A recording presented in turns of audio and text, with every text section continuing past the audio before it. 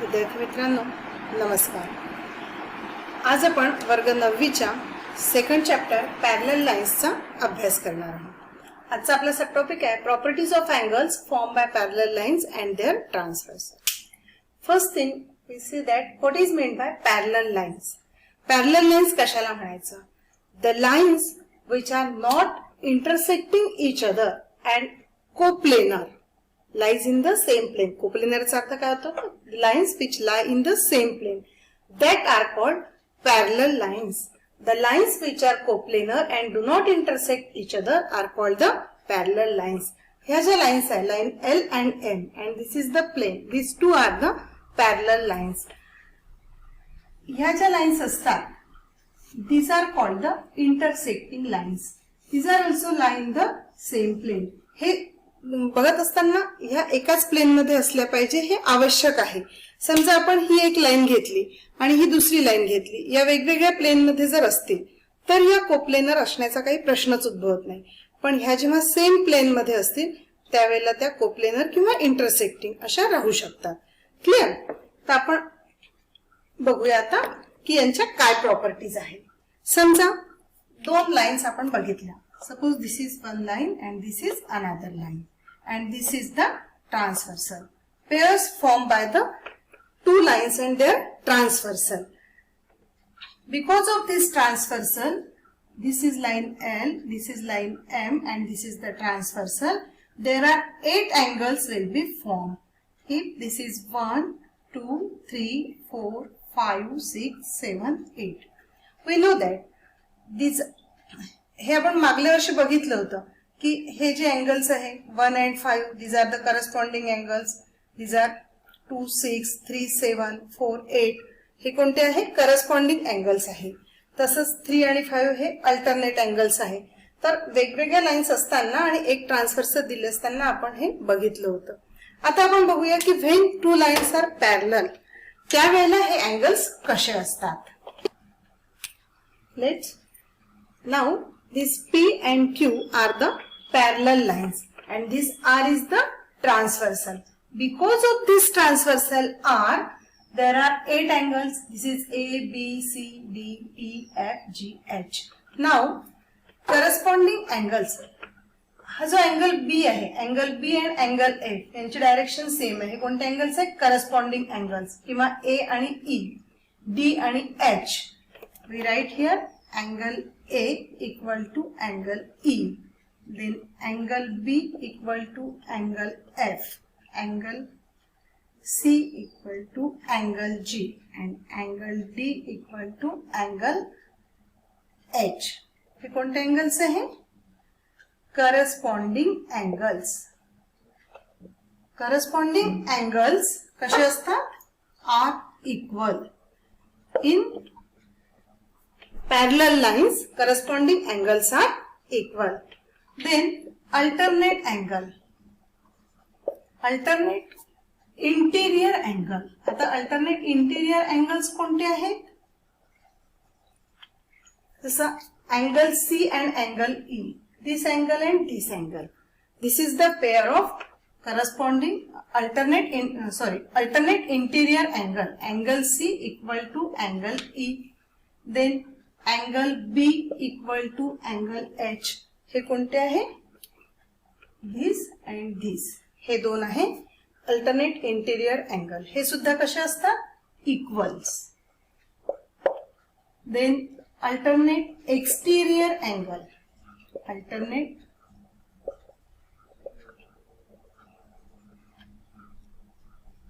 these are also equal. Alternate exterior म्हणजे कोणते? अल्टरनेटच आहे, हा एक आणि हा एक, पण हे कसे एक्सटिरियर आहे लाईन्सच्या बाहेरचे D and F. Angle D equal to angle F and angle A equal to angle G. हे कोणते आहे?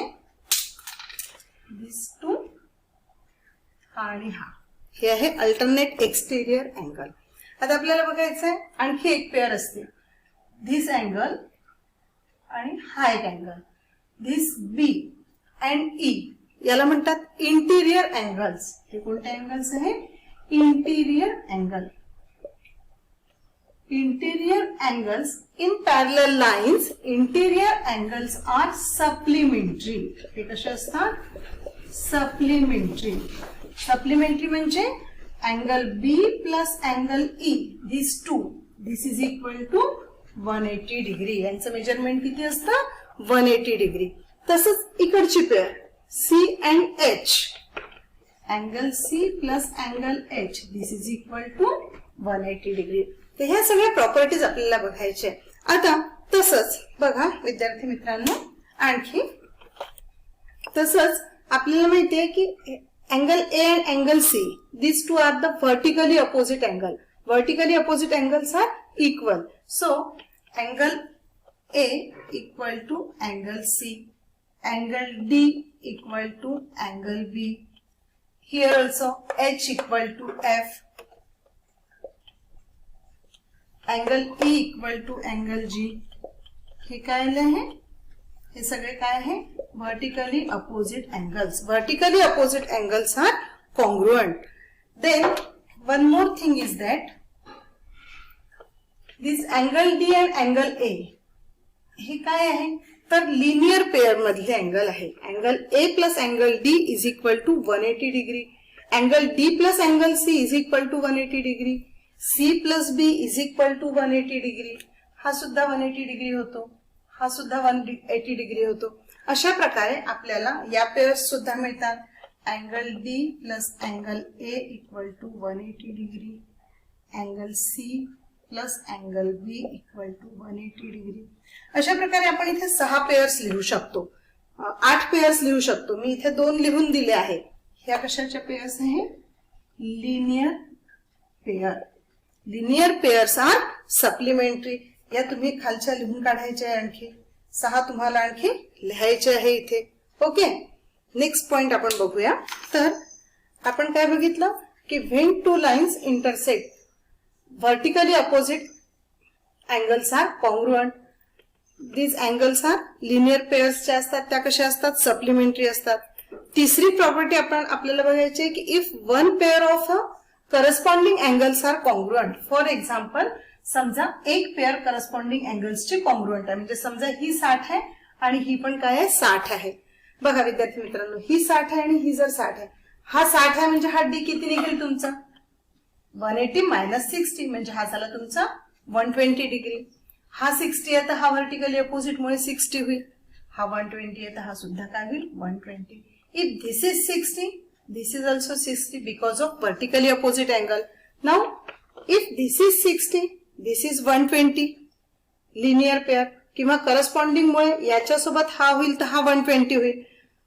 हा 120 झाला तर हा सुद्धा 120 होईल. म्हणजे एक पेअर, जसं आपण स्टार्टिंग पासून केली होती, याच्यापासून केली होती की हा 60 आणि हा 60 असं आपण स्टार्ट केलं होतं. म्हणजे ही एक पेअर जर 60-60 ची असेल तर all remaining pairs are congruent. So we say that if one pair of corresponding angles are congruent, then all the pairs are congruent. Next property आपली की if one pair of alternate angle, समजा alternate अँगलची ही pair घेतली आपण, if this is congruent, the another pairs are also congruent. Last property आहे की if one pair of interior angle, म्हणजे आता आपण घेतले, समजा हे 2 अँगल घेतले असते की if this is your 120 degree and this is 60 degree. If one pair of alternate angle is supplementary, then the another pair is also supplementary. So there are 5 properties. या लक्षात ठेवायचे आहे. आता ह्या लक्षात ठेवल्यानंतर याचे एक्झाम्पल्स कसे सॉल्व्ह करायचे ते आपण आता इथे बघूया. तर एक्झाम्पल्स बघूया. Suppose you have to given that these 2 lines and this is the transversal. From figure find value of x. आता डायग्राम बघितल्यावर लक्षात येतं की या पॅरलल लाईन्स आहे, हा ट्रान्सव्हर्सल आहे, means these 2 are the interior angles and we know that sum of interior angles or interior angles are supplementary. So you write here x plus 40 degree plus 2x plus 20 degree. This is equal to 180 degree. Write reason here. You write here interior angles are supplementary. Okay. So x आणि 2x किती झाले 3x plus 60 is equal to 180 degree. So 3x is equal to 180 minus 60. Now this is 120. So x is equal to 120 upon 3. This is equal to 40. So your answer will be x is equal to 40 degree. Simple आहे. Next question बघा. Here also from figure you have to find the value of x. असा एखादा question असतोच आपल्याला परीक्षेत. x plus 60, x plus 100. आता याच्यात relation नाही, पण हा आणि हा व्हर्टिकली अपोजिट आहे. म्हणजे हा जर x plus 60 आहे तर हा सुद्धा किती झाला तुमचा x plus 60 degree. Okay. And these two are the interior angles again. So you write here x plus 60 degree plus x plus 100 is equal to 180 degree. आणि रिझन काय लिहाल याचा इंटिरियर अँगल्स आर सप्लिमेंटरी. त्याच्या आधी जसं मी इथे x plus 60 degree घेऊन दाखवला तर इथे तुम्ही लिहायचं की हा जो x plus 60 डिग्री आपण घेतला की हा काय झाला व्हर्टिकली अपोजिट. हा x plus 60 याला सपोज आपण इथे y वगैरे असं कन्सिडर केलं तरी चालतं की this is equal to y is equal to x plus 60 degree because of vertically opposite and this is equal to 180 degree. Okay. लिहिलं मी इथे y आणि याला लिहिलं हा काय आहे समजा व्हर्टिकली अपोजिट अँगल. याला आपण इथे कन्सिडर केलं समजा y degree. Okay. Interior angles are supplementary. Now this x plus this x is equal to 2x plus 160 is equal to 180 degree. So 2x is equal to 180 minus 160. This is equal to 20 degree. So x is equal to 20 by 2 means 10 degree. So what is the value of x? X is equal to 10 degree. Okay. अशा प्रकारे ही value काय करायची आहे find out करायची आहे. Next question बघू. आता हे नेक्स्ट एक्झाम्पल घेतलंय आपण तुमच्या पुस्तकातलं 2.1 मधलं सेकंड एक्झाम्पल आहे. Line P and line Q म्हणजे ही P आणि Q पॅरलल आहे. L and M are the transversal. These two are the transversal and from figure you have to find out the value of A, B, C and D. या चारची तुम्हाला value काढायची. मग first let's see that P parallel to Q. मग आपण लिहिलं की P parallel to Q. This is the transversal and L is the transversal. So हा जर ट्रान्सव्हर्सल आहे तर हा आणि ही काय झाली तुमची लिनियर पेअर झाली. So angle A plus 110 degree is equal to 180 linear pair. आता मी थोडं पटापट काढते हा.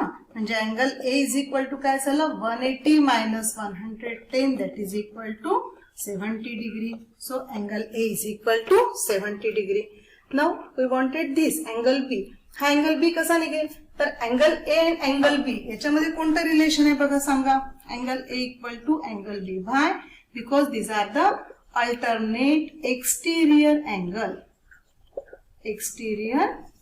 angles. So they are congruent. A equal to 70 degree, angle A equal to 70, therefore angle B equal to 70 degree. Okay. Now we want angle C. आता हे angle C काढताना पुन्हा ह्या दोन पॅरलल लाईन आहे आणि हा काय आहे ट्रान्सव्हर्सल आहे. तर इथे आपण काय घेतला M इज द ट्रान्सव्हर्सल. काढताना ह्या दोन पॅरलल लाईन आहे. हा ट्रान्सव्हर्सल आहे. हा 150 म्हणजे हा C सुद्धा किती होईल 150 because this two are the कोणत्या अँगल्स आहे करस्पॉन्डिंग अँगल्स. हे कोणते अँगल्स झाले करस्पॉन्डिंग अँगल्स. अँड 115 आणि D ही कोणती पेअर आहे तर लिनियर पेअर आहे. म्हणून D इक्वल टू किती होईल तुमचे 180 minus 115 this is equal to 65. So angle D is equal to 65 degree. Angle C is equal to 115 degree. A equal to 70, B equal to 70. अशा प्रकारे असे जे प्रॉब्लेम्स आहे हे तुम्हाला सॉल्व्ह करायचे आहे. ओके. धन्यवाद. तुम्ही प्रॅक्टिस सेट करून बघा.